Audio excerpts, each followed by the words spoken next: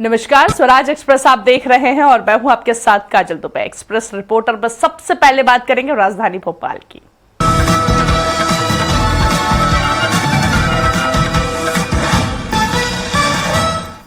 जैसी food product company में यूओडब्ल्यू का छापा, विदेशी कंपनियों के मिले होने की बताई जा रही है बात। करीब 27 देशों में सप्लाई किया जा रहा था माल।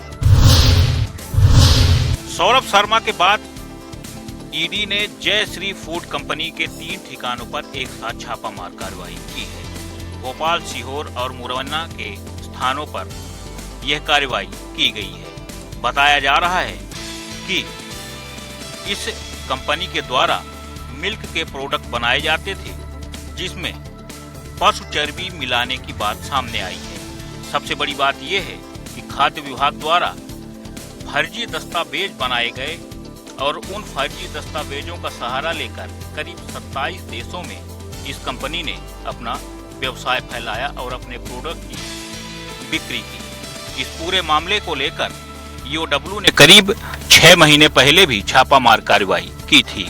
यूओडब्ल्यू ने एक बार फिर से छापा मारा है। ईडी की भी कार्रवाई की जा रही है और ये माना जा रहा है कि जिस प्रकार से यहाँ पर कार्रवाई चल रही है तो यहाँ पर फर्जी दस्तावेजों का खुलासा जरूर होगा। भोपाल से एक्सप्रेस रिपोर्टर के लिए संदीप मिश्रा। मौनी अमावस्या के पर्व पर जबलपुर में भी नर्मदा तटों पर हजारों की तादाद में श्रद्धालु पहुंचे और उन्होंने पवित्र नर्मदा में स्नान किया, दान किया, परंपरा का निर्वाह किया। मौनी अमावस्या के पर्व पर हजारों की तादाद में नर्मदा तटों पर सुबह से ही श्रद्धालुओं के आने का सिलसिला शुरू हो गया था। सभी श्रद्धालुओं ने पवित्र नर्मदा में स्नान किया, मां नर्मदा का पूजन अर्चन किया और परंपरा के अनुसार दान किया। कहा जाता है कि आज के दिन मौन व्रत रखकर ये आत्मचिंतन, आत्मविश्लेषण किया जाता है। इस परंपरा का भी लोगों ने निर्वहन किया। इस तरह से पूरे दिन इस मौनी अमावस्या पर्व के निर्वहन का सिलसिला चलता रहा। दरअसल हमारे ये जो पर्व हैं ये एक दूसरे को जोड़ने की परंपरा का निर्वहन करते हैं और यही बात है कि किसी भी पर्व पर, किसी भी धर्म के पर्व पर हजारों की तादाद में श्रद्धालु जमा होते हैं। Arun Dubey, express reporter, Jabalpur. Minimum में कहे जाने वाले इंदौर शहर के सराफा बाजार के अंदर एक बार फिर ट्रैफिक को सुगम बनाने को लेकर कवायद शुरू हो गई है। इंदौर के सराफा बाजार में ग्राहकों के लिए नई व्यवस्था लागू की गई है। यहाँ ग्राहकों की आवाजाही बढ़ाने के लिए यातायात व्यवस्था पर जोर दिया जा रहा है। सड़क के दोनों ओर पीली पट्टियां बनाई गई है, जिसके अंदर सिर्फ ग्राहकों के वाहनों को ही पार्क करने की अनुमति होगी। व्यापारी अपने वाहन आसपास के 3 पार्किंग में खड़े कर सकेंगे। सराफा बाजार के 50% से ज्यादा हिस्से में पीली पट्टी लगाई जा चुकी है। जब पट्टियां पूरी लग जाएगी तो बड़े और छोटे सराफा के सभी व्यापारी के वाहनों को पूर्ण प्रतिबंध लगाया जाएगा। इसके लिए कई व्यापारी 15 दिन से स्वेच्छा से अपने 2 पहिया वाहनों को बजाज थाना चौक, खजूरी बाजार और गोराकुंड की पार्किंग में खड़ा कर रहे हैं। कुछ ने तो मासिक पास भी बनवा लिए हैं। इस व्यवस्था को बेहतर बनाने के लिए सुबह 11 से रात 9 बजे तक 4 गार्ड तैनात किए गए हैं। ये बाजार में व्यवस्था बनाए रखने का ध्यान रखेंगे। सराफा में बनाई गई पीली पट्टियों और गेट आई पर रेडियम लगाया गया है, जिसमें रात में भी पार्किंग की व्यवस्था स्पष्ट दिखाई देगी। यहाँ जो भी ग्राहक आएंगे पट्टी के अंदर ही गाड़ी लगाएंगे। इंदौर के सराफा एसोसिएशन द्वारा रात में लगने वाली चाट चौपाटी के समय में भी बदलाव करने की बात कही गई है। इंदौर से एक्सप्रेस रिपोर्टर विकास सिंह सोलंकी। नगरीय निकाय चुनाव को लेकर बिगुल बज चुका है। इसके साथ ही साथ नेताओं के बीच जुबानी जंग भी तेज हो गई है। इसी बीच अब सोशल मीडिया पर वाल पलटवार भी देखने को मिल रहा है। छत्तीसगढ़ के 10 नगर निगम, 49 नगर पालिका परिषद और 114 नगर पंचायत चुनाव में महापौर, अध्यक्ष और पार्षद प्रत्याशियों के नामांकन की प्रक्रिया पूरी हो गई है। इसके साथ ही प्रचार अभियान में तेजी आ गई है। अभियान में तेजी के साथ ही सोशल मीडिया पर भी वार पलटवार शुरू हो गया है। बीजेपी ने एक बार फिर कांग्रेस पर निशाना साधते हुए सोशल मीडिया पर पोस्टर जारी कर प्रमोद दुबे की पत्नी दीप्ति दुबे को महापौर प्रत्याशी बनाए जाने पर तंज कसा है और लिखा है कि कांग्रेस परजीवी, प्रदेश का बच्चा बच्चा जानता है, कांग्रेस परिवारवाद की मूर्ति है।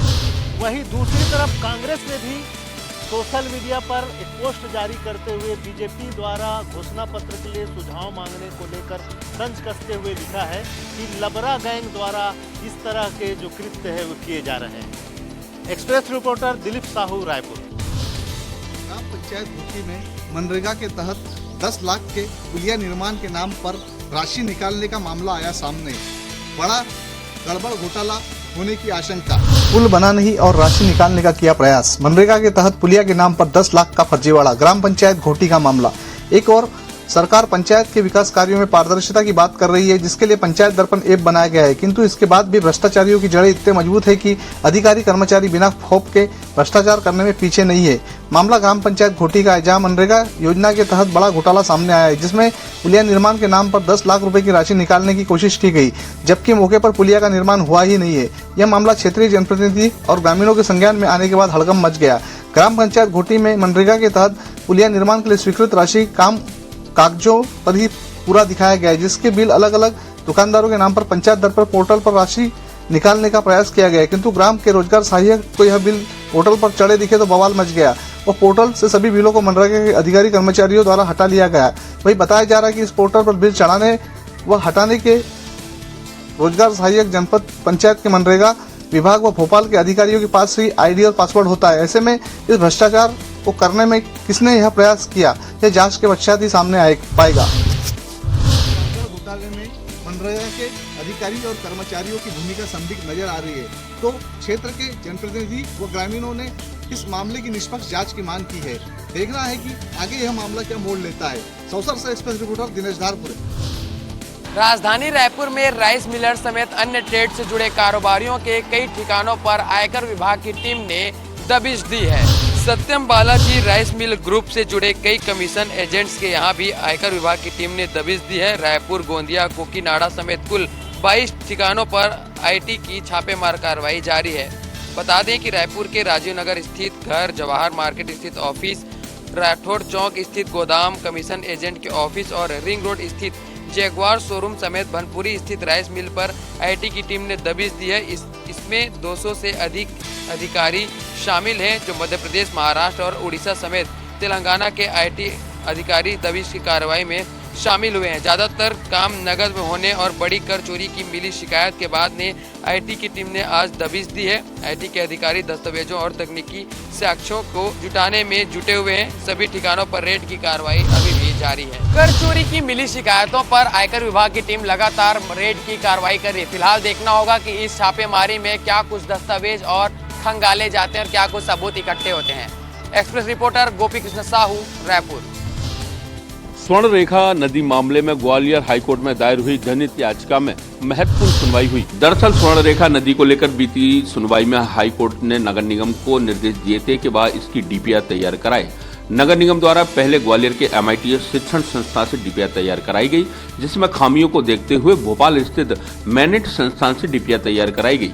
लेकिन ट्रंक लाइन बिछाने को लेकर एक बार फिर भोपाल स्थित मैनेट संस्थान से सत्यापन कराया गया। लंबा वक्त बीत जाने के बावजूद सिर्फ डीपीआर वर्क होने के अलावा धरातल पर काम शुरू न होने के साथ ही शासन द्वारा फंड जारी न किए जाने पर हाईकोर्ट ने नाराजगी जाहिर की है और नगर निगम के साथ शासन को भी फटकार लगाई है। इस दौरान हाईकोर्ट ने सख्त टिप्पणी करते हुए कहा कि जब इंदौर प्रशासन भीख देने वाले पर कार्रवाई कर सकता है, तो फिर क्या ग्वालियर प्रशासन स्वर्ण रेखा नदी में गंदगी करने वालों पर कार्रवाई नहीं कर सकता।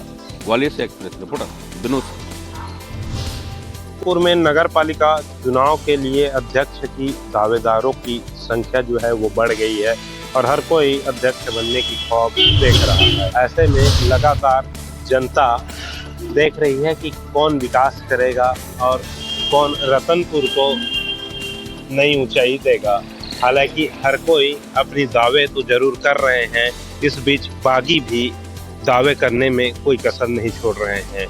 लगातार निर्दलीय प्रत्याशियों की भी फौज जो है वो देखने के लिए मिल रही है। कल नामांकन की प्रक्रिया जो है वो पूरी हो चुकी है और अब चुनावी जो सियासी है वो गर्म हो गया है। कांग्रेस और बीजेपी दोनों पार्टी से बागी हुए नेता अध्यक्ष बनने की ख्वाब देख रहे हैं और ये भी अपनी दमखम के साथ चुनावी तैयारी में लग चुके हैं और चुनावी मैदान पर उतर चुके हैं। देखना होगा कि चुनावी मैदान में कौन जीतेगा और कौन हारेगा। हालांकि ये तो समय ही तय करेगा। Express reporter Kanha Tiwari, Bilaspur, Chhattisgarh. अमरोहा में एक वीडियो सोशल मीडिया पर वायरल हो रहा है, जिसमें लेखपाल किसान से रिश्वत लेता हुआ नजर आ रहा है। वीडियो वायरल होने के बाद प्रशासन में हड़कंप मच गया और आनंद फान में जांच शुरू कर दी। अब तो देखने वाली बात होगी कि अब लेखपाल के विरुद्ध क्या कार्रवाई की जाती है। यूपी के अमरोहा में भ्रष्टाचार का मामला रुकने का नाम नहीं ले रहा है, जहां लेखपाल किसान से रिश्वत लेते हुए वीडियो सोशल मीडिया पर वायरल हो रहा है। एसडीएम ने जांच के आदेश दिए हैं। हसनपुर तहसील क्षेत्र में लेखपाल की रिश्वत लेते हुए वीडियो सोशल मीडिया पर तेजी के साथ वायरल हो रहा है। बताया जा रहा है लेखपाल किसान से जमीन की पैमाइश के नाम पर अवैध रूप से रिश्वत वसूल रहा था। वीडियो सामने आने के बाद हड़कंप मच गया। मामले का संज्ञान लेते हुए एसडीएम ने कहा कि पूरे प्रकरण की जांच कराई जाएगी और संबंधित लेखपाल से स्पष्टीकरण मांगा गया है। जांच के बाद दोषी पाए जाने पर आगे की कार्रवाई की जाएगी। इस वीडियो ने प्रशासनिक तंत्र में पारदर्शिता और ईमानदारी को लेकर फिर से सवाल खड़े कर दिए हैं। मामला हसनपुर कोतवाली क्षेत्र का बताया जा रहा है, जहां सड़क पर खड़े होकर किसान से लेखपाल पैमाइश के नाम पर रिश्वत ले रहा है। पास खड़े किसी व्यक्ति ने पूरे घटनाक्रम का वीडियो बनाकर सोशल मीडिया पर वायरल कर दिया। वीडियो वायरल होने के बाद प्रशासन में हड़कंप मच गया और अन्य फाइनल मामले में जांच शुरू कर दी है। इस पूरे मामले में एसडीएम का कहना है कि वायरल वीडियो का मामला संज्ञान में आया है और मामले में जांच शुरू कर दी है। दोषी पाए जाने के बाद लेखपाल के विरुद्ध कार्रवाई की जाएगी। अमरोहा से एक्सप्रेस रिपोर्टर के लिए कपिल कुमार। मध्य प्रदेश में प्रशासनिक व्यवस्था में कसावट लाने की कवायद शुरू हो गई है। मध्य प्रदेश में प्रशासनिक व्यवस्था में कसावट लाने की कवायद शुरू हो गई है। छोटे कर्मचारी ही नहीं बल्कि प्रथम श्रेणी के अधिकारियों को भी अब अपने कामकाज की जानकारी देनी होगी। इसे लेकर सामान्य प्रशासन विभाग ने सभी विभागों को दिशा निर्देश जारी कर दिए हैं। आदेश के मुताबिक फर्स्ट और सेकंड क्लास अफसर को भी अपने कामकाज की रिपोर्ट ऑनलाइन देना होगा।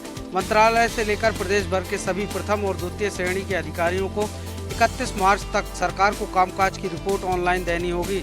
साथ ही अधिकारी के खिलाफ चल रही जांच और निलंबन की सूचना भी देनी होगी। 90 दिन से काम करने वाले अधिकारियों को भी सामान्य प्रशासन विभाग ऑनलाइन जानकारी देने के निर्देश दिए हैं। अधिकारियों को अपने कामकाज की ऑनलाइन रिपोर्ट देने के साथ ही निलंबन और जांच की सूचना देना भी अब जरूरी होगा। एक्सप्रेस रिपोर्टर के लिए कुमार संदीप, भोपाल।